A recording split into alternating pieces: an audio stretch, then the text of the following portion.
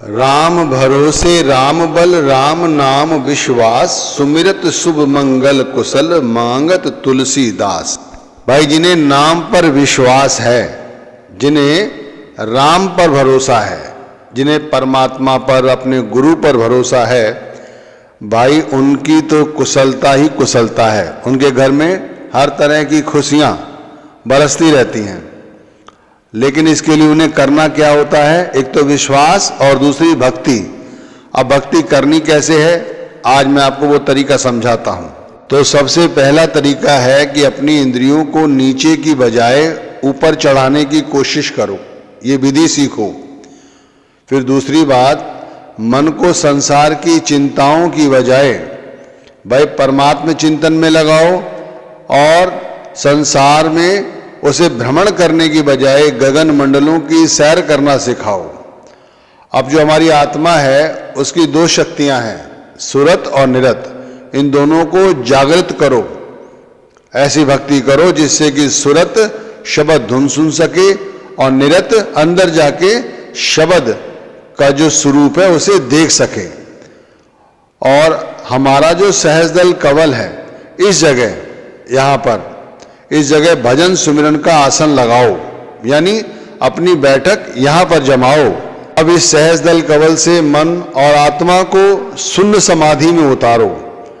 ऐसी शून्य समाधि में उतारो कि यहाँ से सीधे हमारे अंदर महाशून्य की समाधि लगे, जिसमें प्रवेश करके हमें अंदर ज्योति का साक्षात्कार हो, शब्द को हम सुन सकें और फिर अंदर ही अंदर हम धुन को पकड़ सकें और शून्य से महाशून्य यानी उस अवस्था में पहुंचे जिसे जीते जी मरने की अवस्था कहा गया है। जब हम मरने की अवस्था का भेद जान लेते हैं तब हम भंवर गुफा के अंदर प्रवेश कर जाते हैं, जहां पर सोहम की धुन होती है।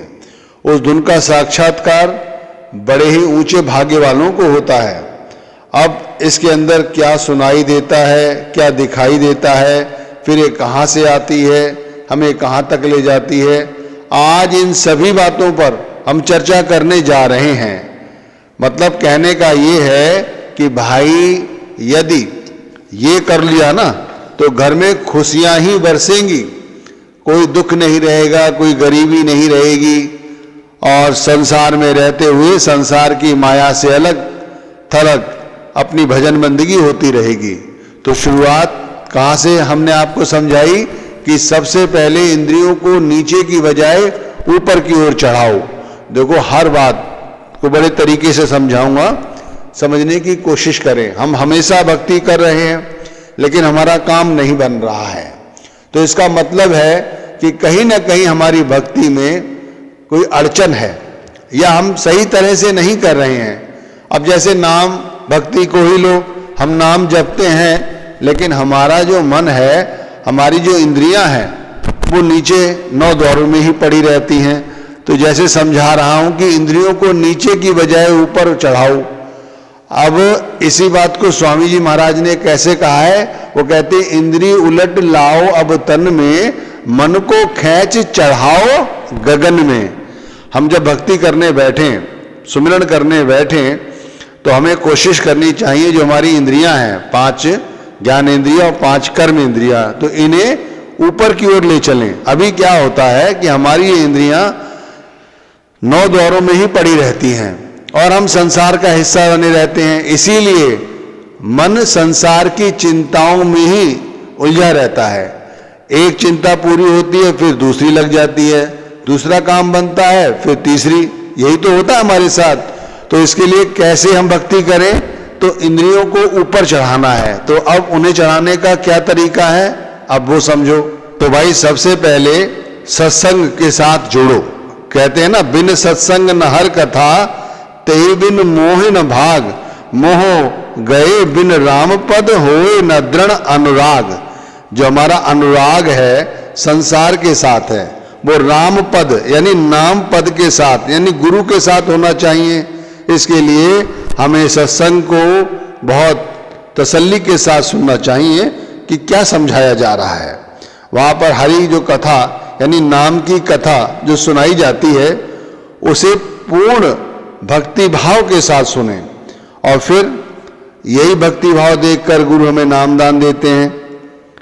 हमारे अंदर गुरु प्रेम जब बढ़ता है, गुरु हमें नाम दान से नवाज देते हैं, फिर हमें नाम की कमाई में जुट जाना चाहिए।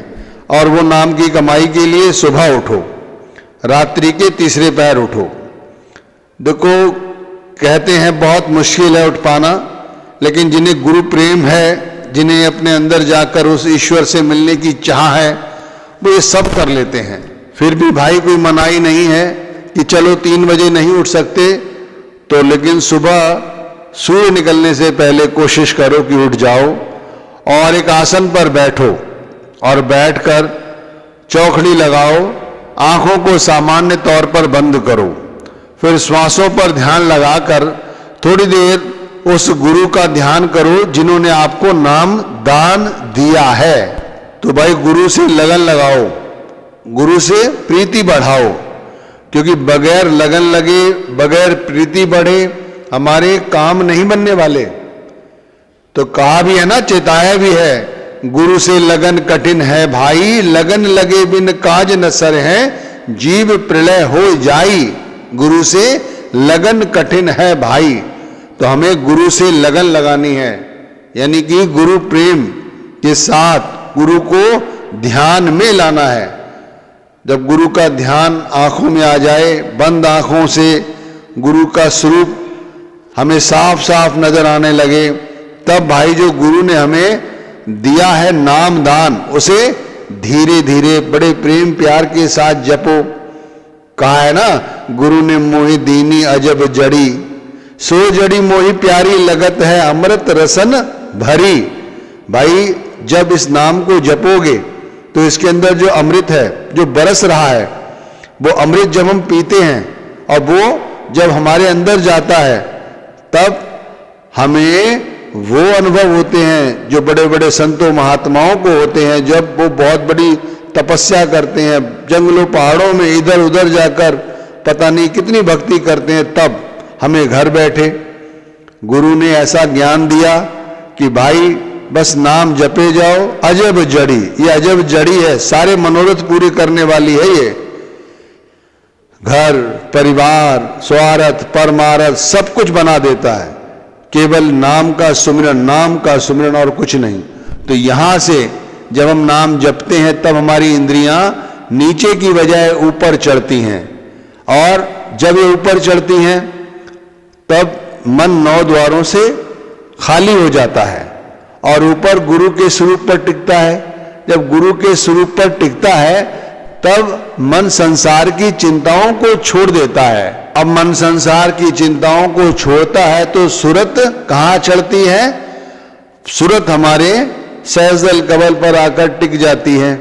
अब वो सुरत ऊपर धुन जहां से आती है उधर उधर चढ़ती है, जहां से ज्योत आती है अंदर उस ज्योत की तरफ बढ़ती है। स्वामी जी ने कहा है ना, सुरत लगाओ जाओ धन में, सहस कवल चढ़ देखो सुन में, ज्योत जगाए देख तू घन में, बंक नाल चढ़ पहुंच निर्गुण में। अब इसे ऐसे समझो, 5 रूहानी मंडल हैं।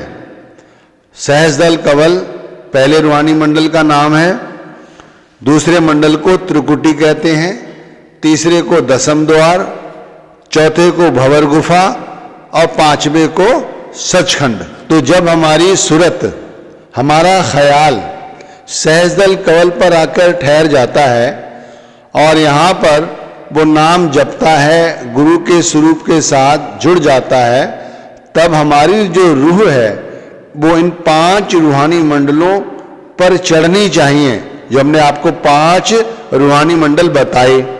अब वैसे हम लोग क्या करते हैं, नाम जपते हैं और जपा तो जपा वो भी ऐसे ही जप लिया, कोई खास विशेष तौर से सावधानी नहीं बरती, बस नाम जपे जा रहे हैं। थोड़ी देर जपा, फिर दुनिया का ख्याल आ गया, फिर उसका हिस्सा बन गए, फिर उठ गए, उठकर फिर काम धंधे में लग गए, छोटा मोटा काम आया फिर बैठ गए। बहुत से लोग उठ गए तो फिर उठ गए, बैठते ही नहीं। बहनें भी ऐसे ही करती हैं, भाई भी ऐसे ही करते हैं। अधिकतर लोग तो सो जाते हैं, बैठते हैं, थोड़ी देर में ही उनकी गर्दन झुक जाती है और फिर आधा घंटा 1 घंटे बाद उनकी आंख खुलती है तो उन्हें ऐसा लगता है उन्होंने 1 घंटे का सुमिरन कर लिया। अरे 1 घंटे का नहीं, आधा घंटे का ही करो, पर ढंग से करो, जैसे बताया जा रहा है वैसे करो।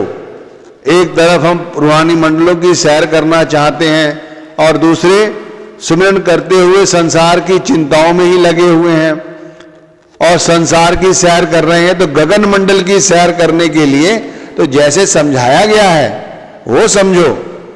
अब जैसे 5 रूहानी मंडल और 5 रूहानी मंडलों का भेद पता चलता है। 5 जो शब्द जो स्वरूपी गुरु हैं उन्होंने जो हमें 5 पवित्र नाम दिए हैं उनको जपने से। अब उन 5 पवित्र नामों को समझो, वो क्या है, उन्हें कैसे जपते हैं, इनके जपने से क्या लाभ होता है, इन्हें जपते समय क्या क्या सावधानियां बरतनी चाहिए, इनका भेद कौन सा गुरु जानता है और क्यों ये 5 नाम ही कलयुग में हमारे लिए सबसे ज्यादा सहायक और सार्थक हैं। तो ये भी समझो, समझा रहा हूं आपको। तो जो 5 नाम हैं उन 5 पवित्र नामों के जो 5 धनी हैं वो इन 5 रूहानी मंडलों पर रहते हैं। मतलब यदि हम इन रूहानी मंडलों में प्रवेश करें तो सबसे पहले हमारा इन 5 जो धनी हैं इन रूहानी मंडलों के, इनसे हमारी जान पहचान होनी चाहिए। अब ये जान पहचान हमारी बनती कैसे, जब इन पवित्र 5 नामों को हम जपते हैं और जपते हुए हमारा ख्याल इन शब्द के साथ जुड़ा रहता है। तब जब इनके साथ जुड़ा रहता है तब हमें उन रूहानी मंडलों पर पहुंचते ही हमारी इनसे जान पहचान होती है, फिर हमें इधर उधर भटकना नहीं पड़ता।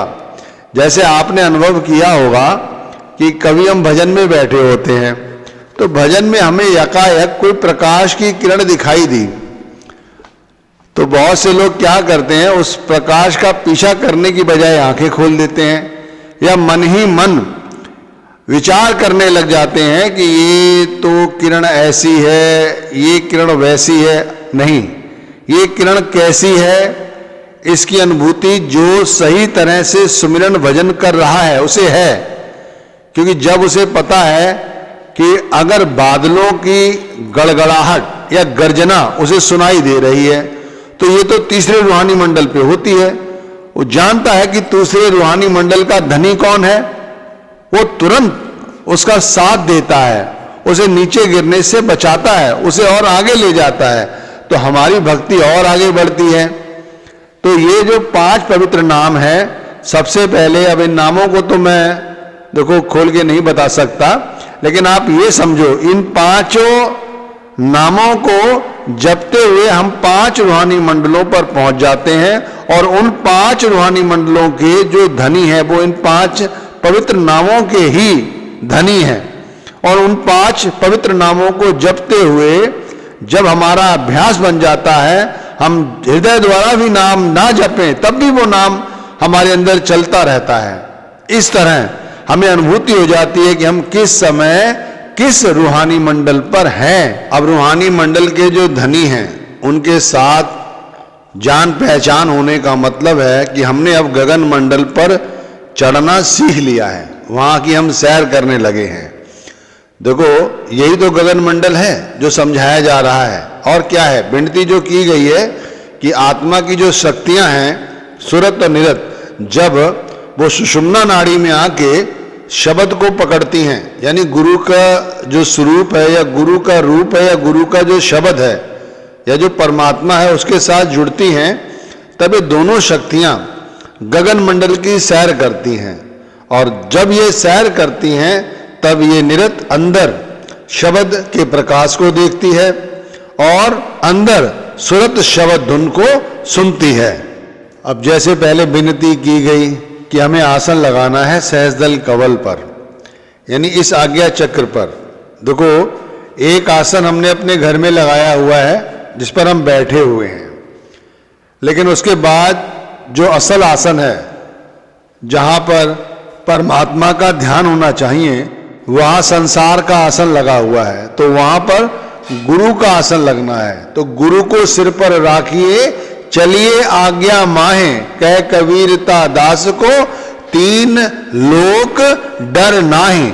जो व्यक्ति अपने गुरु को हाजिर नाजिर रखकर गुरु का ध्यान करते हुए इस सहस्त्रदल कमल पर अपना आसन लगाता है और फिर नाम को जपता है, वही व्यक्ति सहस्त्रदल कमल से ऊपर के रूहानी की मंडलों की ओर चढ़ पाएगा। वैसे नहीं, आप चाहे कितनी भक्ति करते रहो, हमारा ख्याल इन्हीं 9 द्वारों के जरिए कभी बच्चों में, कभी पति में, कभी कारोबार में, इन्हीं ख्यालों में सारी जिंदगी, और आगे जाकर तो हमारी और दशा खराब होती है।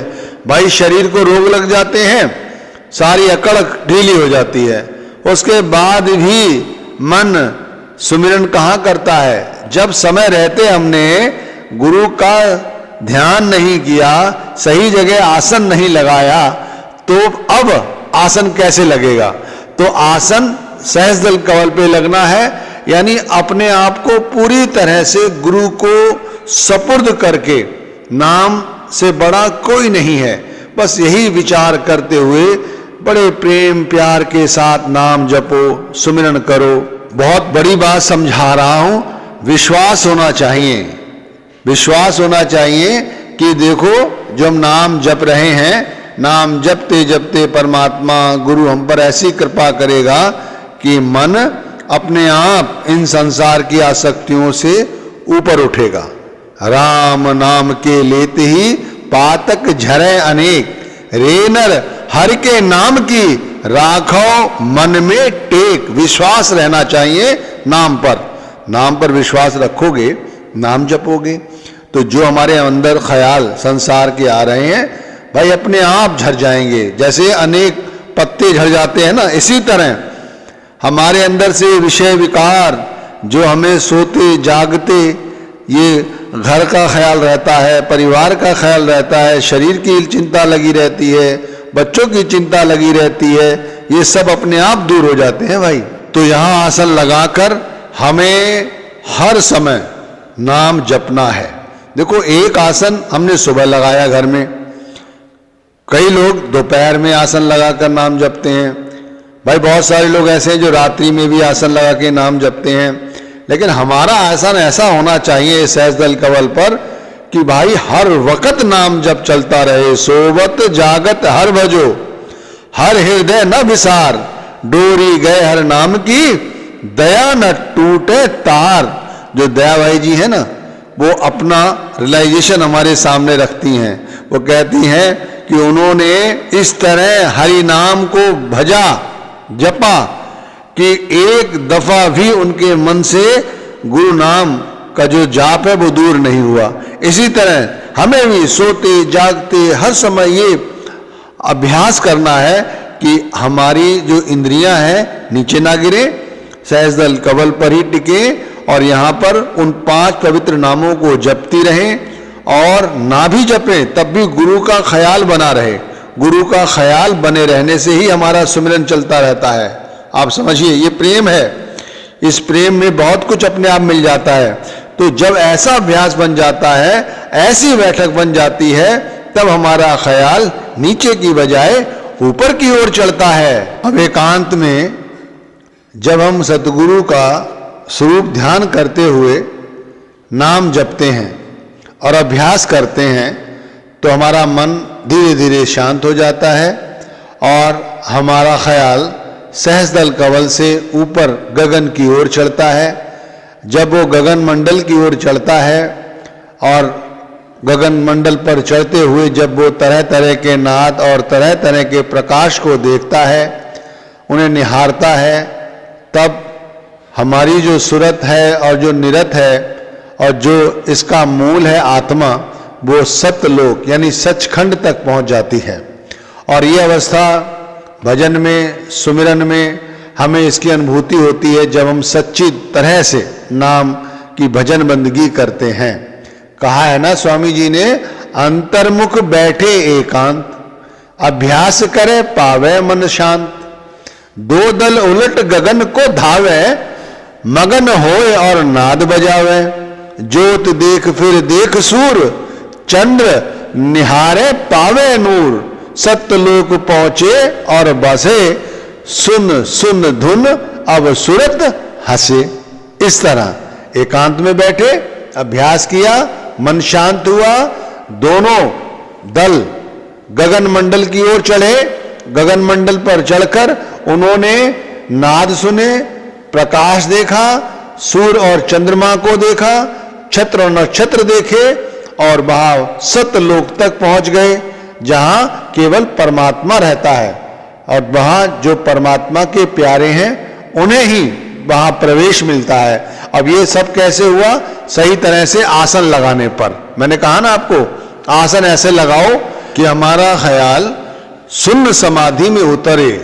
अब जब हमने एकांत में बैठकर अपने ख्याल को अपने अंदर समेटा और संसार की आसक्तियों से हमारा ख्याल जब ऊपर उठा और सहस्रदल कमल पर एकांत में उस ईश्वर का या उस ईश्वरी शक्ति का, जिसे हम गुरु कहते हैं, उनके साथ जोड़ा और नाम का सुमिरन करते हुए हमने एक अभ्यास बना लिया और वो अभ्यास इतना हो गया कि अब हमें बाहरी किसी शक्ल का, बाहरी किसी पदार्थ का चिंतन नहीं रहता है।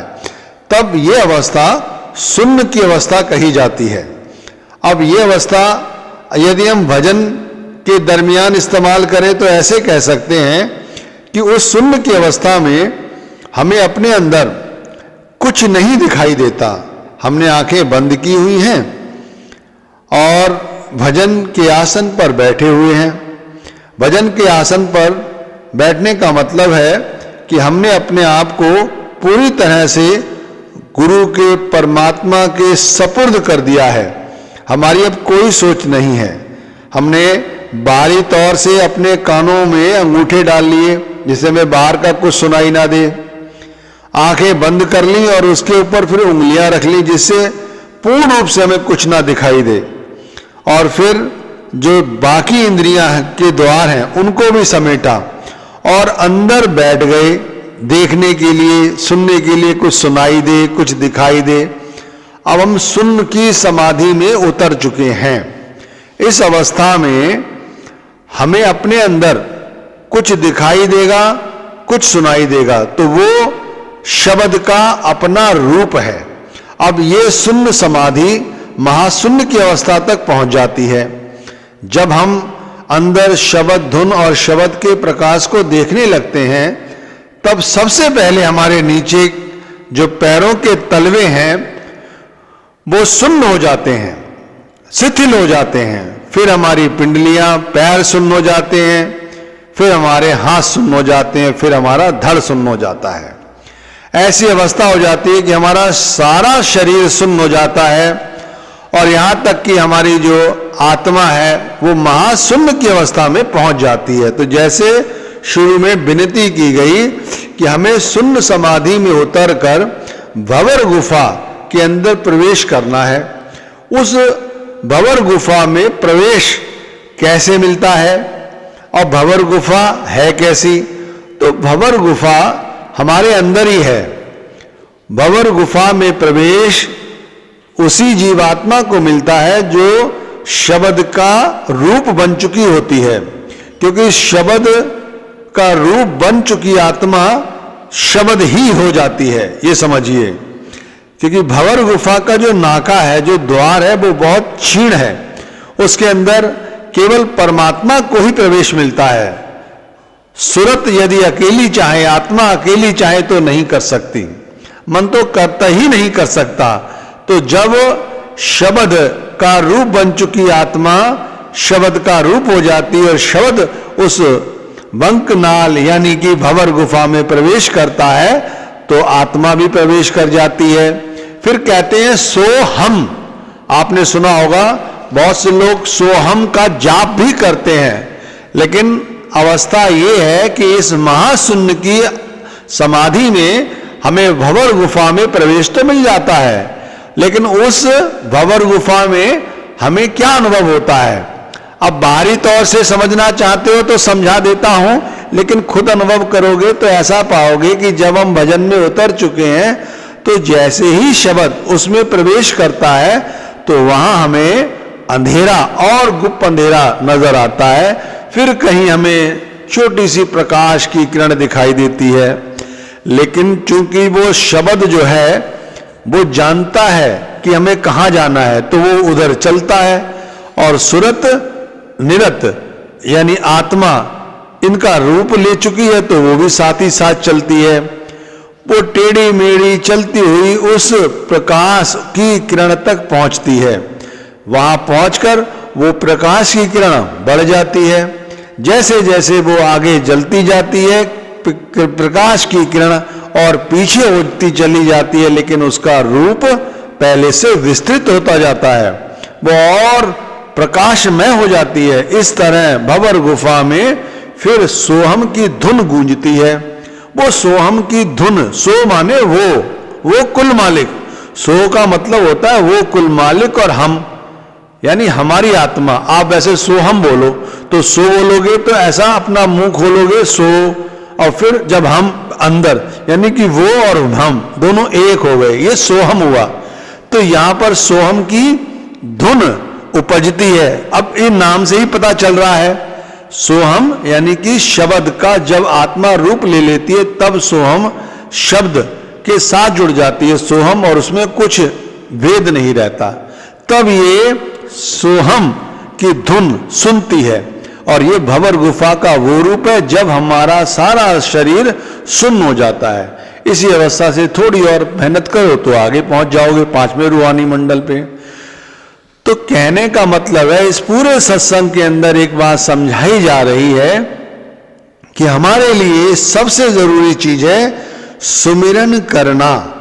और सुमिरन सही तरह से करने का मतलब है इंद्रियों को नीचे की बजाय ऊपर की ओर चढ़ाना।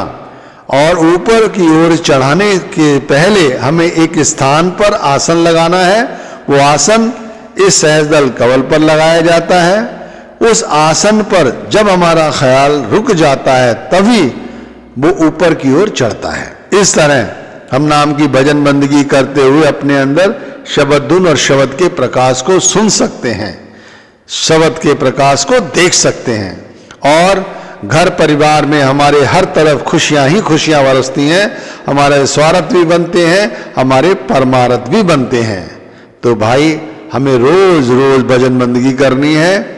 यही हमारे लिए गुरु का ज्ञान है और यही गुरु का हमारे लिए आशीर्वाद है।